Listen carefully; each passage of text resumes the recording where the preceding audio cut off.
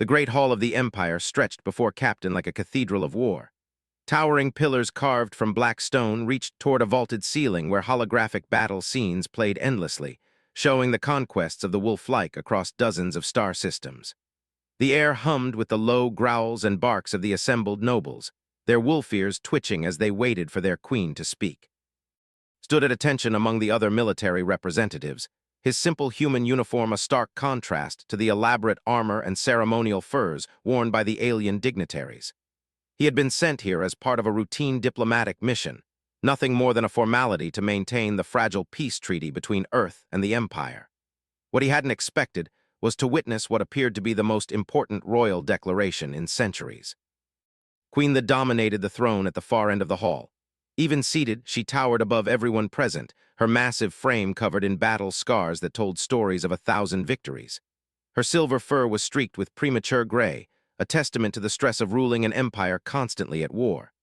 Golden eyes that could pierce through armor swept across the assembled crowd, and when they briefly met, he felt like prey being evaluated by an apex predator.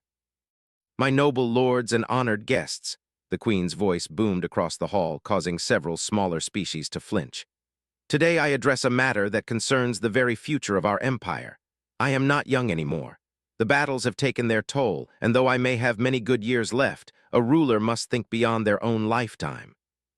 A murmur rippled through the crowd. Succession was always a dangerous topic in the empire, where strength determined leadership more than bloodline. "I have no daughters," Queen continued, rising from her throne. "No sons either. The curse of leadership is that it often comes at the cost of family, but I will not let our empire fall into chaos upon my death. I have decided that I shall take a mate, and from that union will come the heir who will rule after me." The murmur became a roar of excited conversations. This was unprecedented. The Wolf Queen had ruled alone for 30 years, refusing all suitors, claiming that love was a weakness she could not afford. "But," she raised a clawed hand for silence, "I will not settle for weakness. My daughter must be strong enough to command respect from our warriors, intelligent enough to outwit our enemies, and fierce enough to expand our territory even further. Therefore, her father must possess these same qualities." Queen began to pace, her heavy footsteps echoing in the sudden quiet. "I challenge any who think themselves worthy to prove their strength, not through politics or diplomacy, but through deeds. Bring me proof that you can provide the genetic foundation for a ruler who will make the galaxy tremble at the mention of her name." Lord of the Iron Teeth clan stepped forward first, his black fur bristling with confidence. "Your Majesty, my family has produced 17 generals and 4 system governors. Our bloodline has never known defeat in single combat." "Impressive," the Queen nodded. "And what deed will you perform to prove this?"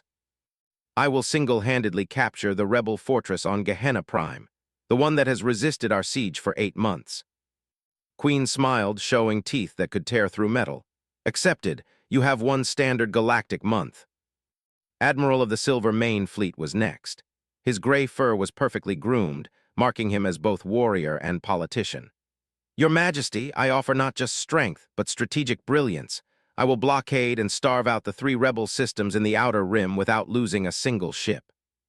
"Ambitious," the Queen mused, also accepted same. One by one, the most powerful nobles in the empire stepped forward with increasingly dangerous and ambitious challenges. Each sought to prove they were worthy to father the future ruler of the empire. The challenges ranged from assassinating specific rebel leaders to capturing entire fleets intact. Watched in fascination and growing unease, the scale of violence these nobles were casually proposing was staggering. Entire worlds would burn just so these aliens could prove their worthiness to reproduce with their queen. The human military had worked hard to establish peaceful relations with the empire, specifically to avoid this kind of massive warfare. As the last of the major nobles finished declaring their challenges, Queen surveyed the hall one final time. "Are there any others who would dare to court the Wolf Queen? Any who think they possess the strength to sire powerful heirs?" The hall fell silent. Everyone who mattered had already spoken. The Queen was about to close the audience when felt something stirring inside him. It wasn't romantic interest, though he had to admit Queen was magnificent in a terrifying way.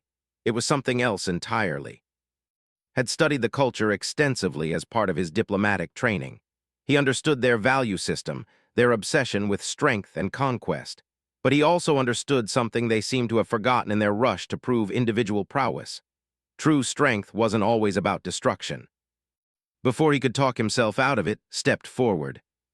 The hall erupted in laughter and growling conversations. Several nobles made comments about the tiny human who clearly didn't understand his place. Queen raised an eyebrow, more amused than angry. "Captain of the Terran Federation," she said, having clearly been briefed on all the diplomatic guests. "Do you perhaps have something to add to these proceedings?" Walked forward until he stood in the center of the great hall, surrounded by beings who could literally tear him apart with their bare hands. His heart was pounding, but his voice was steady. "Your Majesty, I would like to accept your challenge." The laughter stopped abruptly, replaced by shocked silence.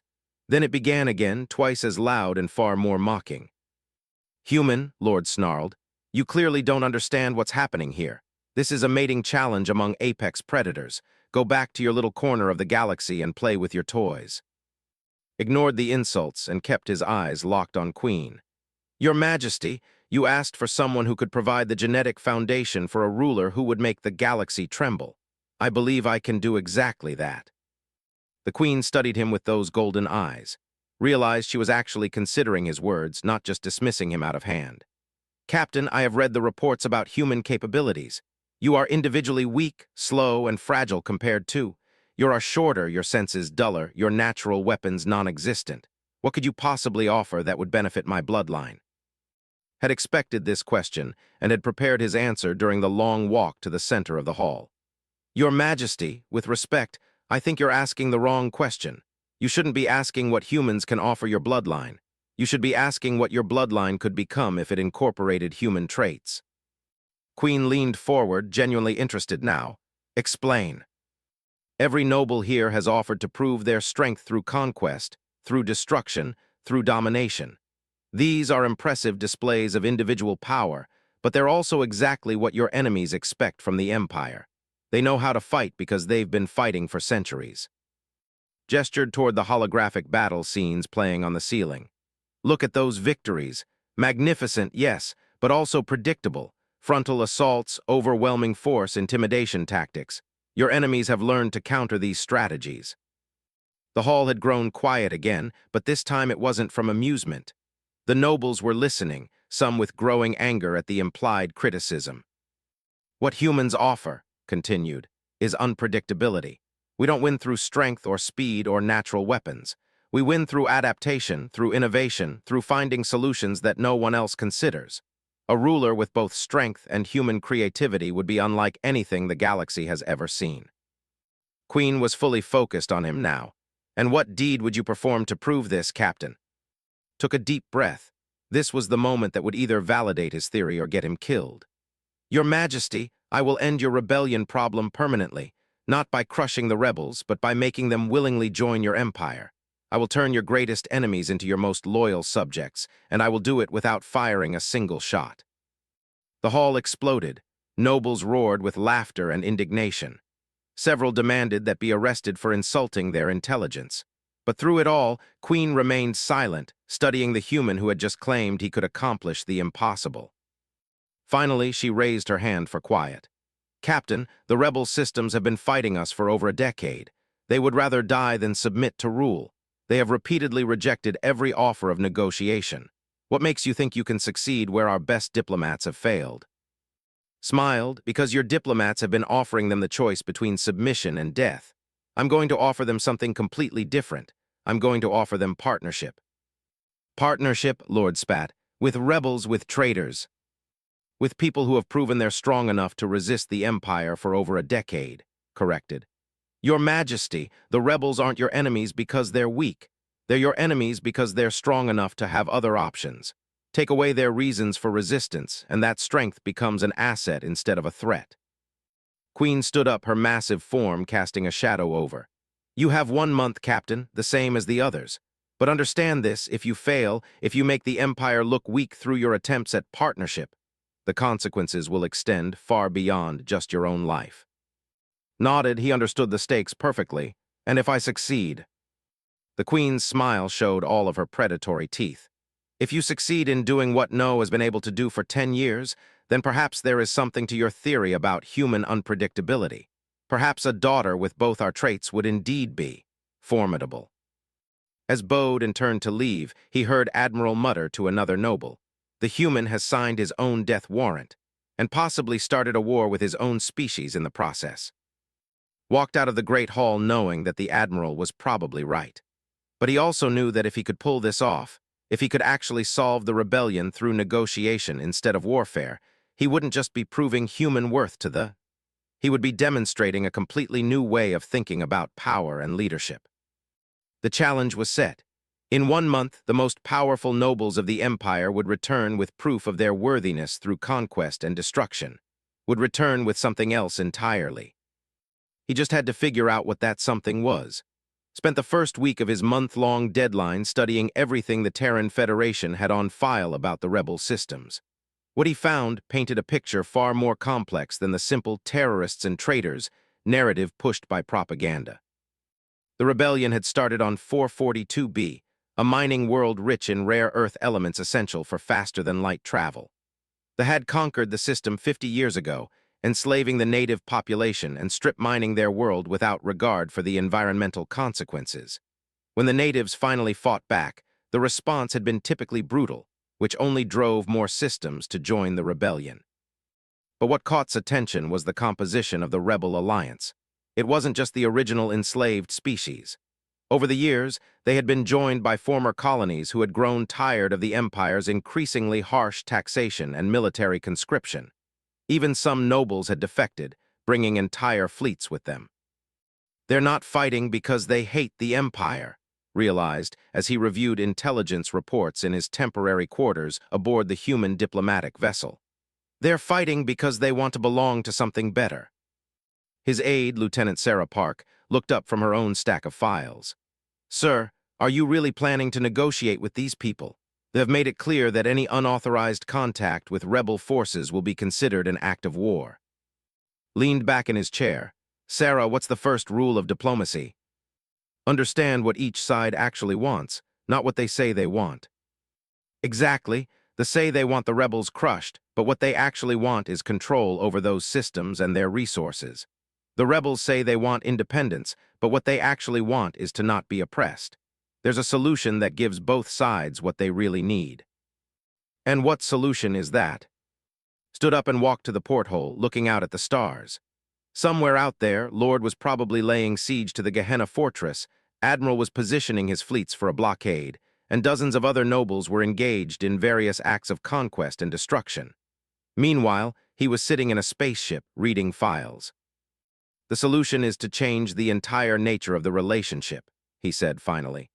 "The empire operates on a model of domination. Conquer, control, extract resources, move on. It's efficient, but it's also unsustainable. Eventually, you run out of things to conquer, or you spread yourself too thin to maintain control." Lieutenant Park frowned, "But that model has worked for them for centuries." "Has it? Look at the numbers. The rebellion has been going on for 10 years and is stronger now than when it started. The empire spends more on military suppression than it gains from the conquered territories, and every act of brutality creates more enemies." Turned back to his aide. What if there was a third option? What if instead of conquered subjects or independent enemies, the rebel systems could become willing partners? Partners in what? In expansion. The empire is running up against the limits of their traditional conquest model. But if they could incorporate other species as equals, if they could combine military strength with the technological innovations and cultural insights of their current enemies, they could expand in ways they never imagined.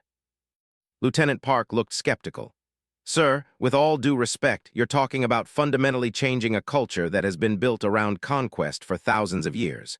Even if Queen was interested in such a radical shift, which seems unlikely, her nobles would never accept it." Smiled. "That's where human psychology comes in. We don't try to change their culture. We show them how this approach serves their existing values better than what they're doing now." "I don't follow." "The value strength above all else, right? But they define strength purely in terms of individual combat ability and the capacity for destruction. What if we could show them that true strength lies in the ability to turn enemies into allies, that the greatest warriors are those who can win without fighting?" pulled up a holographic display showing the current state of the rebellion. Red zones marked rebel-controlled systems, blue zones showed territory, and the contested areas flickered between colors as control shifted back and forth. Look at this map, Sarah. The control's 60% of known space, but they're losing ground every year because they have to constantly fight to maintain that control. The rebels' control may be 10%, but their territory is expanding because they're gaining new allies all the time. So what's your plan? Manipulated the display, showing theoretical outcomes. I'm going to go to the rebel leaders and offer them something they can't refuse. Not independence, which they probably can't actually achieve against the full might of the Empire, but something better.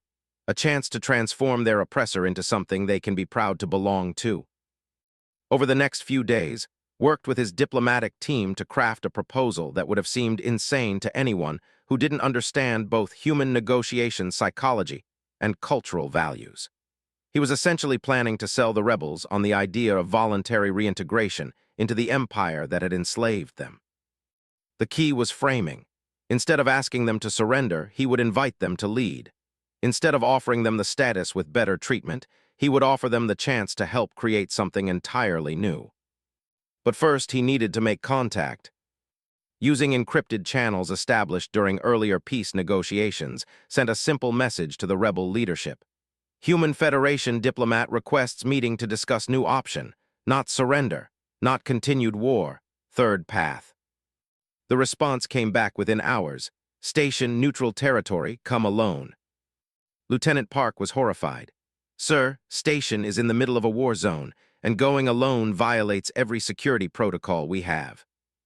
Which is exactly why it might work, replied as he prepared his personal shuttle. The rebels need to see that I trust them enough to put myself completely in their power, and Queen needs to see that humans are willing to take risks that no would consider. What if it's a trap? Paused at the shuttle door. Then I'll be dead, and you can tell the Queen that I failed because I was too trusting. But Sarah, sometimes trust is the only weapon that can win a war that force can't end. The flight to Station took 18 hours through hyperspace, followed by 6 hours of normal space travel to reach the heavily shielded facility. As approached, he was intercepted by 3 rebel fighters, sleek ships of unknown design that his computer couldn't identify. Human vessel, this is Rebel Command. State your purpose. This is Captain of the Terran Federation. I'm here for the meeting your leadership agreed to. Understood. Follow us in. Any deviation from our prescribed course will result in immediate destruction. Followed the fighters through a maze of asteroids and defensive platforms to a docking bay that looked like it had been carved out of a small moon. As he disembarked, he was met by a security team that included at least 4 different species, all armed with weapons he didn't recognize.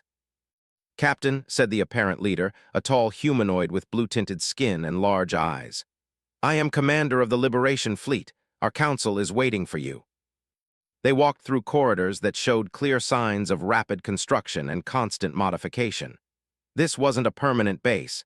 It was a mobile command center that could be relocated if discovered. The technology was impressive, clearly more advanced than anything they used. The council chamber contained 12 beings representing different rebel factions. Recognized some of the species from his briefings, but others were completely unknown. What struck him immediately was how they were arranged. Instead of a hierarchical setup with a clear leader, they sat in a circle, suggesting a more democratic decision-making process.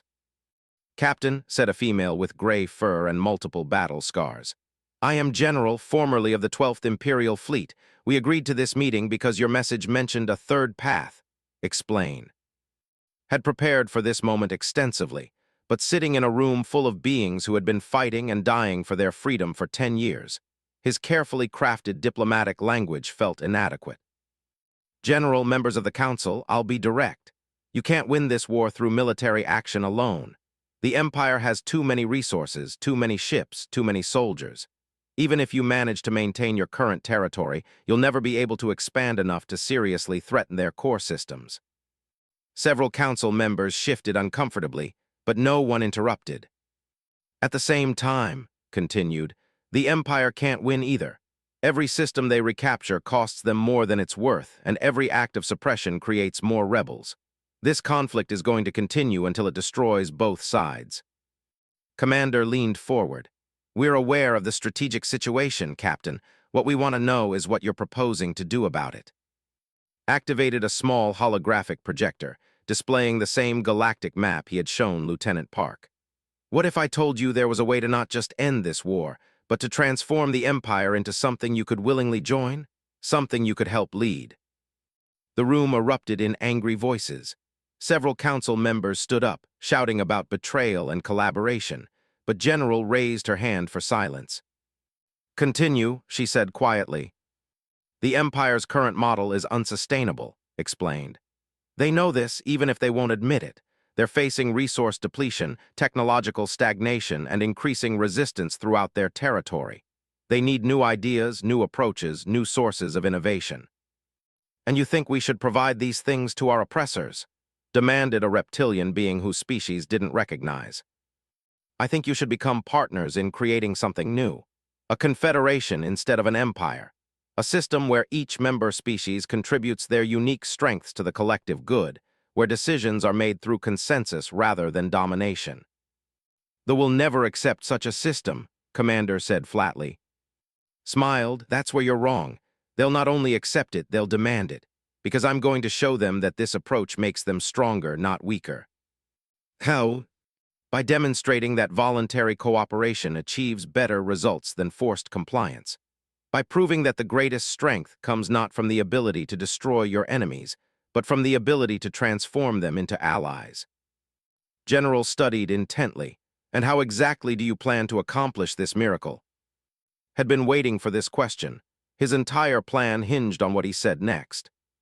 By having you help me conquer a common enemy, not for the Empire but alongside the Empire, as equals. The silence that followed was so complete that could hear the station's life support systems humming in the background. You want us to ally with the Empire? Commander's voice was dangerously quiet. I want you to show Queen that her empire could be something magnificent if she had the courage to transform it. There's a fleet massing in the Outer Rim, preparing to invade both rebel and imperial territory. They see this civil war as an opportunity to expand their own influence. Manipulated the holographic display to show the fleet positions. Alone, neither the rebels nor the Empire can stop them. Together, you could not only defeat the invasion but push them back to their own space permanently. And then what? Asked General. We've helped them win a great victory and they decide they don't need us anymore. Then you'll have proven that cooperation works better than conquest.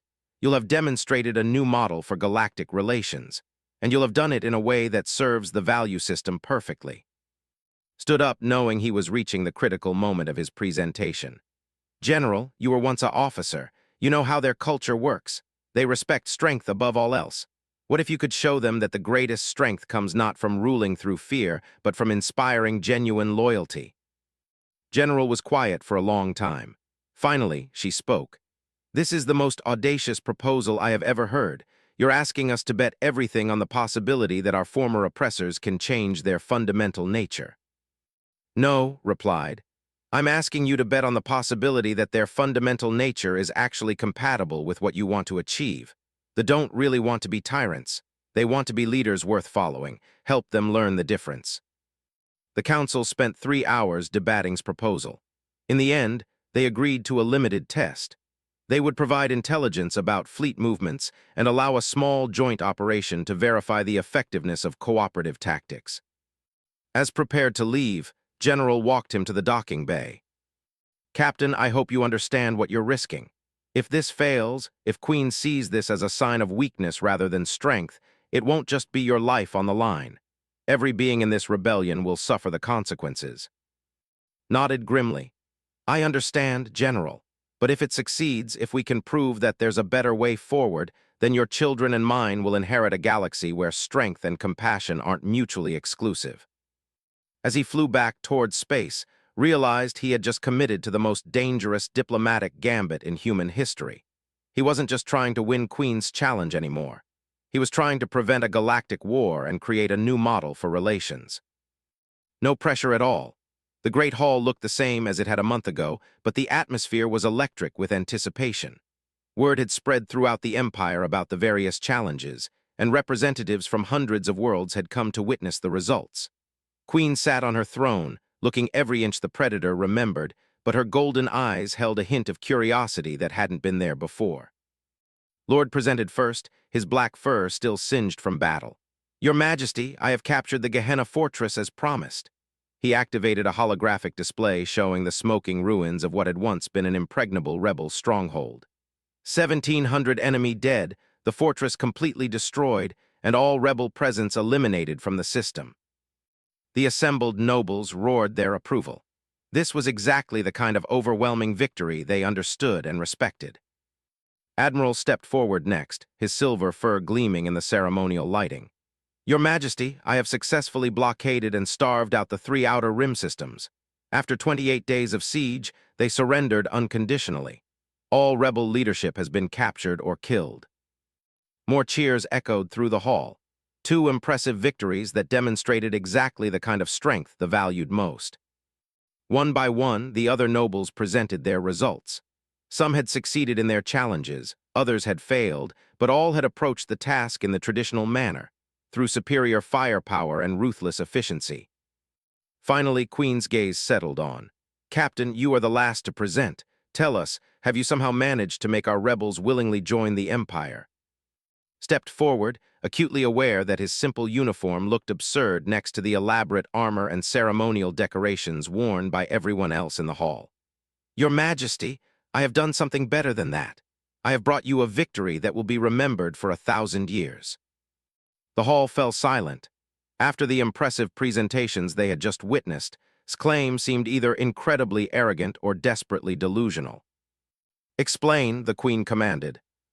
Activated his own holographic display, showing a real-time tactical view of the fleet that had been massing in the outer rim.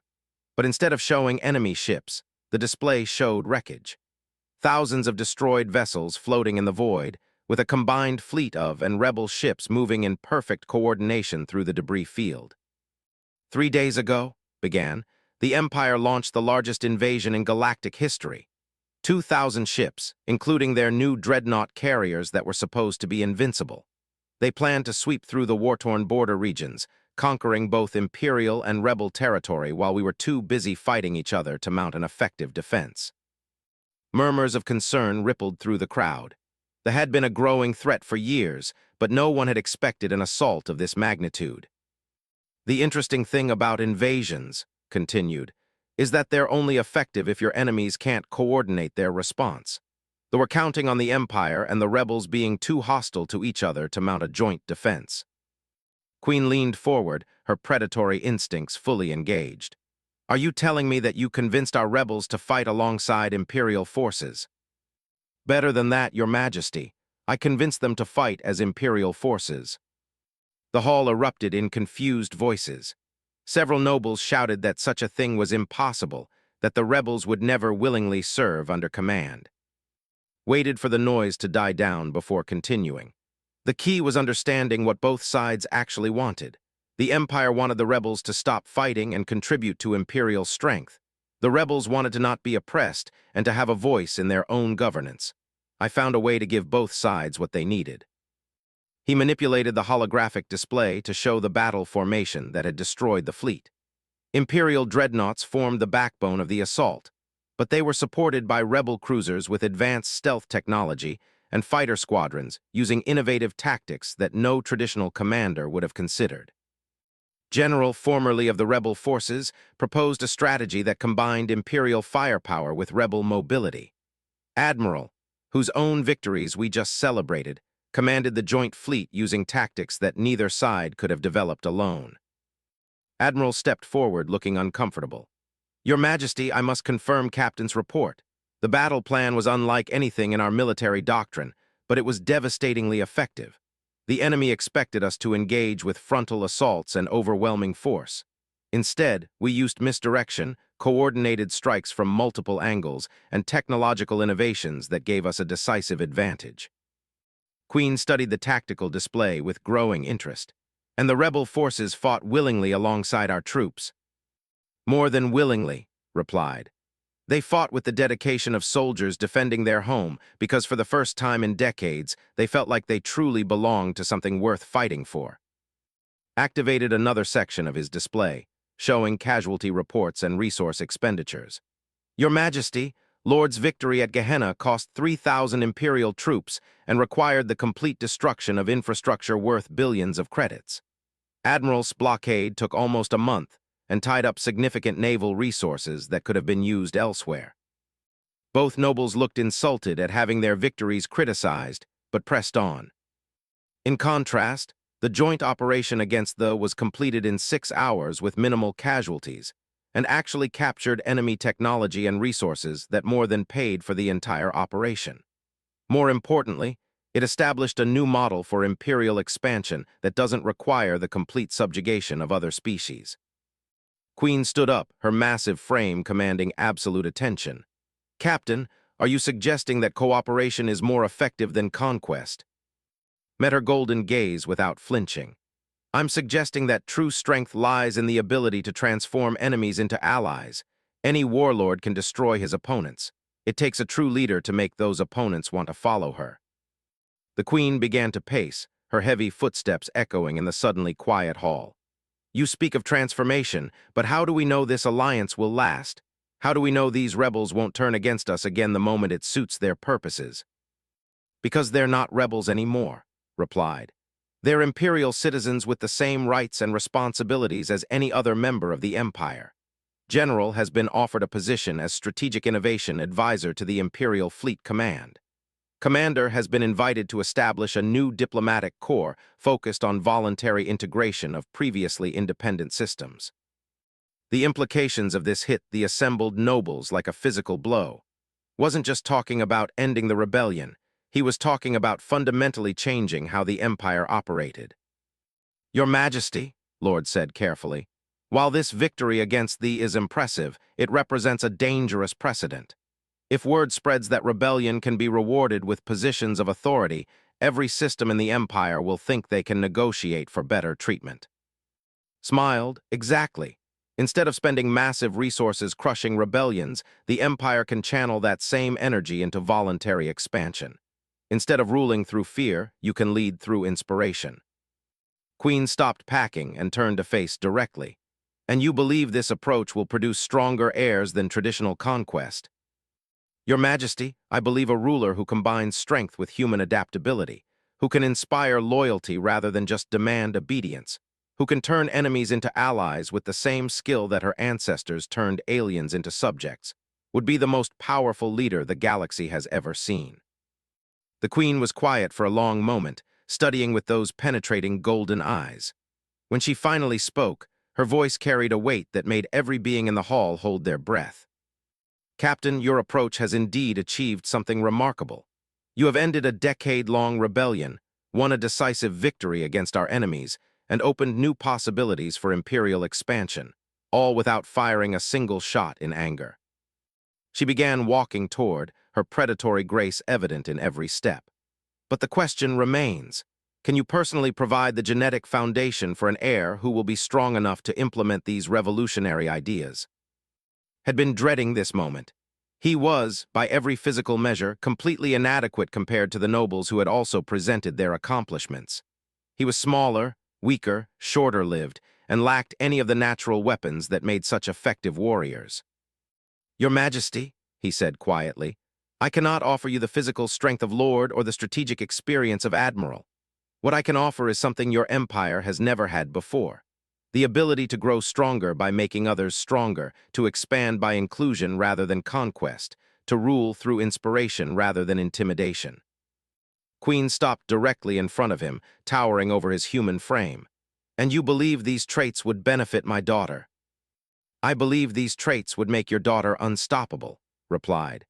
Imagine a ruler with your strength and courage, but also with the ability to see solutions that others can't imagine. Someone who could build an empire not through fear, but through loyalty freely given. The Queen looked around the hall at her assembled nobles, then back at. Captain, your challenge was to prove that you could provide powerful heirs. Lord proved his strength through traditional conquest. Admiral proved his strategic acumen through successful siege warfare. You have proven something else entirely. She paused and realized his heart was pounding so hard, he was sure everyone in the hall could hear it. You have proven that true power lies not in the ability to destroy, but in the ability to create. Not in forcing submission, but in inspiring loyalty. Not in ruling through fear, but in leading through vision. Queen smiled, showing all of her predatory teeth, but for the first time the expression seemed warm rather than threatening. Captain of the Terran Federation, I accept your courtship. Let us see what manner of heir we can produce together. The hall erupted in chaos. Some nobles cheered, others protested, and a few seemed too shocked to react at all. But through it all, found himself staring into those golden eyes and seeing not the wolf queen of the empire, but a leader who was ready to transform her people into something magnificent. As the ceremony continued, and the political implications of this unprecedented union began to unfold, realized he had achieved something he never could have imagined when he first stepped forward in this hall a month ago. He hadn't just won a mating challenge, he had fundamentally altered the course of galactic history. And somewhere in the back of his mind, he couldn't help wondering what kind of daughter they would raise together. A child who combined the fierce strength of the wolf with the adaptive intelligence of humanity. A ruler who could inspire loyalty across species, who could build bridges instead of walls, who could lead the galaxy into an age of cooperation rather than conquest. The future, realized, was going to be very interesting indeed.